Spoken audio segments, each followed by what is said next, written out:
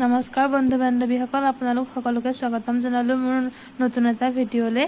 আজি মই বনাম ৰঙালাও বাকলিৰ চাটনি। এই চাটনিবিধ খাই খুবেই ভাল লাগে। তেন্তে আহকচোন দেৰি নকৰি ভিডিঅ'টো আৰম্ভ কৰোঁ।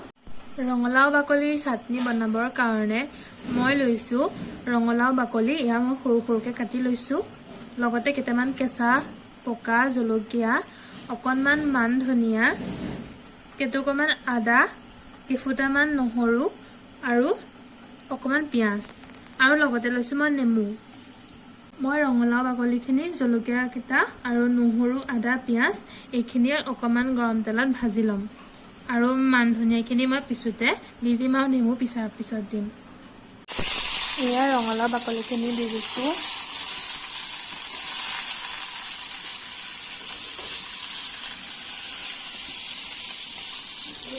আদাখিনি, নহৰু কেইফুটা আৰু পিঁয়াজ।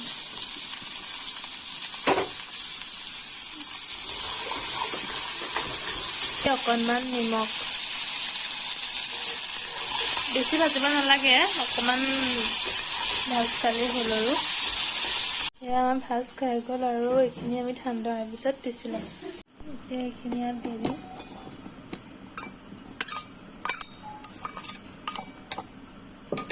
আৰু লগতে মই দিম মান ধনিয়াখিনি আৰু অকণমান পানী দিম। এয়া আমাৰ চাটনি ৰেডি হৈ গ'ল আৰু ইয়াত অকণমান মই নেমু চেপি দিম আৰু এইখিনি ভালদৰে মিক্স কৰি ল'ম।